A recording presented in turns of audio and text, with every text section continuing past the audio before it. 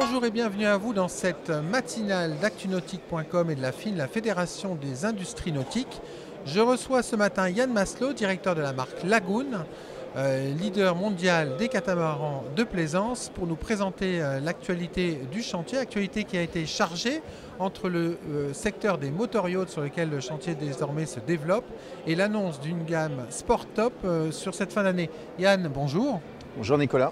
Alors, deux grandes actualités chez Lagoon sur cette fin d'année. On va commencer par les motor-yachts parce que ça, c'est un développement stratégique important. Mais on reviendra après sur les sport top dans la voile parce que ça, personne ne s'y attendait. Et c'est Actunautique, une fois de plus, qui dévoile le scoop à l'occasion de cette fin d'année. C'est ça, hein?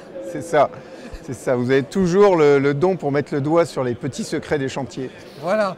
Alors Yann, chez Lagoon, l'année a été active. Hein. Ça s'est pas reposé. On l'a vu sur Cannes avec la présentation d'un motor-yacht, un 630 motor-yacht. Ouais.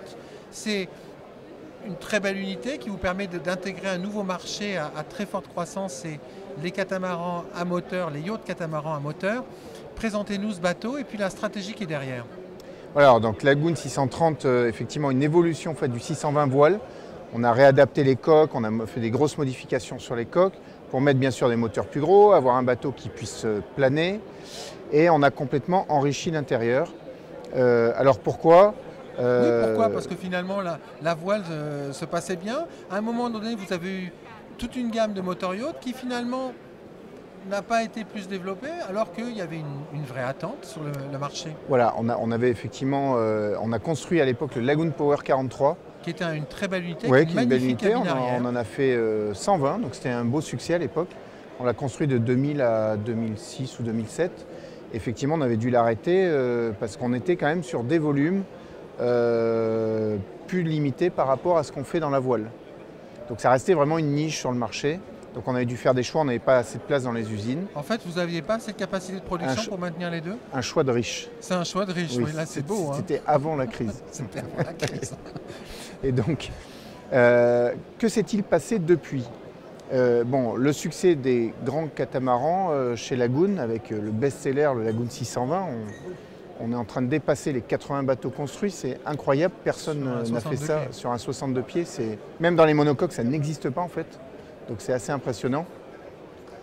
Et une clientèle avec beaucoup de nouveaux clients dont c'est leur premier bateau, beaucoup dans des pays émergents, et où finalement beaucoup d'entre eux nous disent bon bah le poteau là sur le pont, j'en ai pas vraiment besoin quoi. Ou alors on navigue aux voiles d'avant. Oui.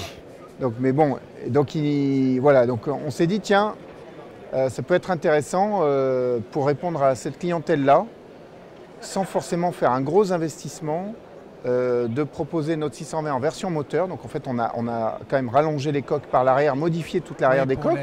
Donc c'est pour ça que désormais il fait presque 64 pieds, donc on ne triche pas, donc on annonce 630. Avec un intérieur plus riche pour se mettre au standard de ce qui se fait dans les moteurs yachts. Et toucher ce type de clientèle.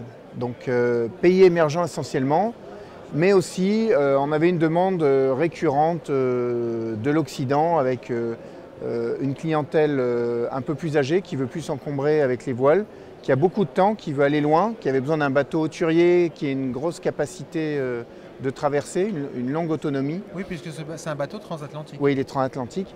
Et donc voilà, donc c'est un peu la stratégie. Aujourd'hui, on se dit que entre les marchés émergents et cette demande qui est constante depuis longtemps sur l'Occident de cata à moteur, mais qui est petite, finalement, si on ajoute ces deux types de demandes, on peut peut-être arriver à un marché à peu près intéressant. Alors ça vous a incité à lancer un deuxième modèle, c'est le 40 motor yacht que personne n'attendait, qu'on avait là également dévoilé en exclusivité sur Actunautique, voilà, donc dont la commercialisation va débuter, mais qui est déjà commercialisée auprès des sociétés de location parce que la demande est forte. Voilà, donc là c'est une demande plus particulière à l'origine des sociétés de location qui avaient besoin d'un petit catamaran à moteur simple, facile, économique, pour mettre sur leur base parce que pareil, ils ont de plus en plus de clients qui finalement ne mettent pas les voiles notamment dans des zones où tous les lieux de mouillage sont très proches les uns des autres. Donc, il y a plusieurs zones comme ça dans le monde, je pense à les îles Vierges, la Croatie, un petit peu la Turquie. Et donc voilà, ils ont cette demande, donc on l'a développé pour eux. Et finalement, en le développant, en le présentant à notre réseau de distributeurs à la convention mondiale Lagoon, qui a eu lieu en juin dernier, le réseau nous a dit, mais attendez, nous on a des clients particuliers aussi pour ça. D'accord. Donc finalement, on était parti pour lancer qu'une version aménagement 4 cabines, 4 toilettes pour le charter. Pour le charter. Et finalement, on a rajouté le développement d'une version propriétaire en 3 cabines. Avec une grande suite. Et qu'on va lancer à partir d'avril. Et j'espère avoir le premier en version propriétaire au salon du Multicoque à la Grande Motte en avril. D'accord. Quel est l'accueil de cette gamme Motorio? D'abord du 630 depuis Cannes et puis des 40 en unité à peu près. Alors sur le 630, l'accueil il est excellent parce qu'on avait les clients qui attendaient. Donc là-dessus, on est assez tranquille. Et sur le 40 Motorio, là on démarre tout juste auprès du grand public. Donc je vais attendre un peu de recul avant de vous dire comment ça se présente.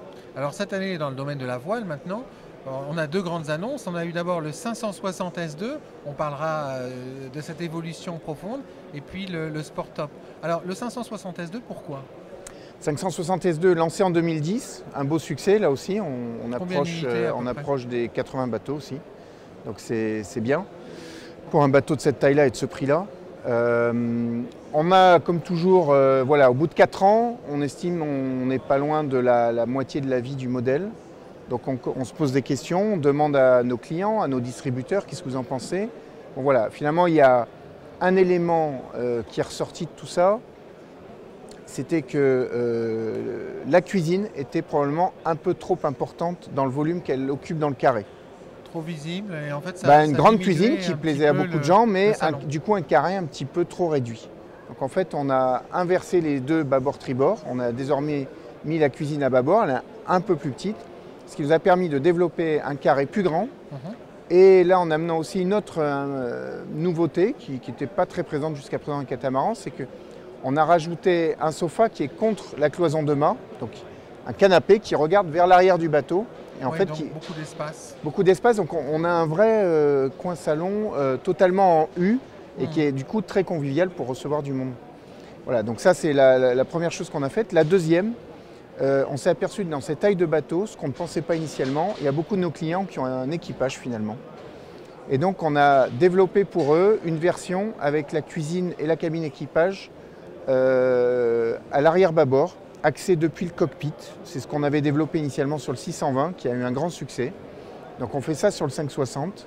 Et là aussi, c'est parti à fond parce que tous ces clients, notamment des marchés émergents, ont des équipages et ils préfèrent avoir l'équipage qui est séparé du reste du bateau. Le reste du bateau et donc un carré vraiment familial, privatif. Carré très grand, privatif, avec que ce soit la cabine propriétaire ou toutes les cabines invitées qui sont axées depuis l'intérieur du bateau, alors que l'équipage, lui, peut travailler dans la cuisine et dormir dans sa cabine et tout en accédant uniquement depuis le cockpit. Donc il ne dérange pas l'intérieur du bateau. D'accord. Donc là, c'est effectivement une vraie... c'est en fait les contraintes du domaine du yachting appliquées aux 560 au haut de gamme. Voilà, en fait, on touche du doigt le domaine des grands yachts où on a cette clientèle qui a les moyens d'avoir des grands yachts, qui préfère acheter des catamarans pour plein de raisons. Et du coup, ils ont quand même ils ont des équipages et du service à bord, donc ils ont besoin on a besoin de effectivement et les loger et leur mettre des conditions de travail acceptables. Alors dernière grosse actualité chez Lagoon, et pas des moindres, c'est le lancement d'une nouvelle famille, une nouvelle déclinaison de la gamme sur 2 modèles, le 450 et le 52, donc vraiment le cœur de métier, le cœur de volume, les plus gros volumes de chez Lagoon, c'est des versions Sport Top. Alors la Sport Top, c'est la suppression du Flybridge. Yann Maslow, vous n'aimez plus le Flybridge? On adore le Flying Bridge, ça reste le cœur du marché aujourd'hui. Un chantier de catamaran qui ne propose pas une version Flying Bridge à partir de 45 pieds ne fera pas des volumes. Alors après, c'est des choix stratégiques, il faut tout pour faire un monde. Nous, ce qu'on constate, ce qui est intéressant, on a été les premiers à lancer une version Fly, c'était en 2004 avec le Lagoon 440 à l'époque. Ouais. Aujourd'hui, on a un marché du catamaran qui est plus mature qu'avant. on a des clients qui ont commencé à changer, à renouveler leur bateau, qui ont maintenant de l'expérience, qui demandent autre chose. On a des clients, et de plus en plus, qui vont passer une partie de l'année sur leur bateau, c'est-à-dire ils passent beaucoup plus de temps, voire ils vont carrément habiter à l'année sur leur bateau. C'est très souvent des couples. Et en fait, on s'est aperçu que cette clientèle-là, qui souvent aujourd'hui est expérimentée et a du temps, nous dit vos bateaux ils sont top, mais quand on navigue à deux, d'avoir une personne qui est en haut à manœuvrer au flying bridge et l'autre qui est en bas, c'est difficile pour communiquer. C'est compliqué. D'autant que la baume est assez haut. Et pour affaler la voile, c'est pas forcément... Alors la voile, bon, elle descend dans son lazy bag, mais si on veut vraiment la faire effectivement, il faut monter dans la baume. Donc voilà, il y a plein d'éléments autour de là, mais notamment pour ces équipages réduits. Tous ces gens qui naviguent en équipage réduit, et il y en a de plus en plus en fait. D'accord. Voilà, donc on a souhaité se tourner vers eux et répondre à cette demande du marché, qui est une vraie évolution qu'on n'avait pas il y a 3-4 ans, on n'avait pas cette demande. Et donc en proposant une version qu'on appelle Sport Top, du 450 et du 52, qui sont les deux modèles phares dans la gamme Lagoon. Alors on a bien aimé travailler là-dessus, parce que d'abord, ça permet de donner une ligne extrêmement racée, une jolie ligne au bateau. Très sportive, les esquisses sont très sportives. Voilà, les esquisses qu'on présente ici, c'est très sympa.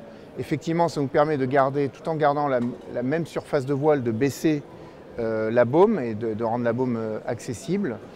Et puis bien sûr, comme tout Lagoon, on a essayé de venir avec des solutions innovantes au niveau du poste de barre, au niveau de la protection humaine, au niveau de plein de choses. Donc tout ça. Alors justement, voilà. Ces solutions innovantes au niveau du poste de barre, qu'est-ce que vous proposez? Nous souhaitions trouver un moyen, tout en gardant la ligne du roof, qui est jolie, qui souligne toute la sportivité et le côté esthétique du bateau, trouver un moyen justement de protéger l'équipage qui est au poste de barre dans le gros temps. Vous savez, vous êtes à votre poste de barre, ça peut certaines fois bouger beaucoup. Et le risque, ça peut être de temps en temps se faire éjecter de ce poste de barre. Voilà. Donc on a trouvé un moyen d'avoir cette ligne du roof, la pièce composite qui ferme le poste de barre, trouver un moyen qui permet de l'ouvrir ou de la fermer en fonction du temps et si vous voulez avoir accès au pont ou pas. Voilà, donc on a développé ça, on a passé un peu de temps pour trouver une cinématique de cette pièce-là qui soit intéressante. Pour garder surtout une belle ligne au bateau. Alors, ces deux nouveautés dévoilées sur actunautique.com, quand est-ce qu'on pourra les voir sur l'eau? L'objectif, c'est effectivement de les présenter à la rentrée prochaine, donc en septembre-octobre 2015. À Cannes? Cannes et les salons autour de ces dates-là, donc on n'a pas encore bien décidé à quel endroit on allait les montrer. Donc l'un après l'autre ou les deux en même temps? Je ne sais pas, ça va dépendre du planning final. Ils sont faits dans 2 usines différentes, donc c'est 2 bureaux d'études séparés. Donc on est en train j'attends d'avoir des plannings plus précis. De grandes ambitions sur ces modèles? Oui et non. L'idée, c'est clair que le cœur du marché demeure le flying bridge, il n'y a aucun doute là-dessus. L'idée, c'est de répondre à cette petite partie de clientèle qui aujourd'hui est en train de grossir et donc on préfère les garder chez Lagoon plutôt que de les voir partir chez des concurrents. Voilà, donc vous accompagnez les propriétaires de Lagoon vers de nouveaux besoins, des nouvelles attentes. Exactement. Donc l'activité et l'actualité sera encore riche l'an prochain en 2015 chez Lagoon. Oui. Yann Masselot, merci. Merci. À bientôt et bon puis salon. Bon développement pour ces deux modèles qu'on attend de voir avec impatience. Quant à nous, je vous propose de nous retrouver très bientôt dans une prochaine matinale d'actunautique.com et de la FIN, la Fédération des industries nautiques.